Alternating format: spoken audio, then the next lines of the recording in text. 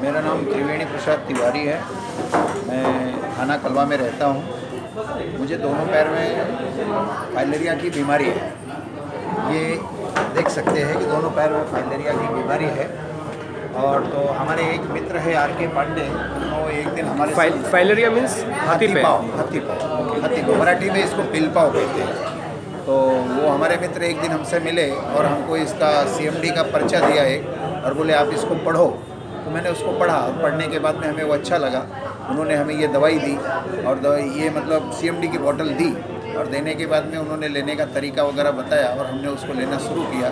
तो within 1 month, 1 month में हमें ये फ़ायदा आया है कि हमें जो पेनिंग होती थी, हमारे पैर में दर्द रहता था, वो दर्द ना के बराबर हुआ है।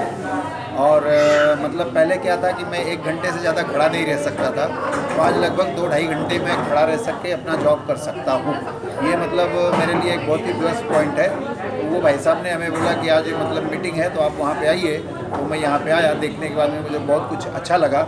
और ये उन्होंने कहा है कि आप 6 महीना अगर इसको उपयोग करेंगे तो ये आपको पूर्णतः जो है ये आराम मिलेगा इस चीज़ से। धन्यवाद।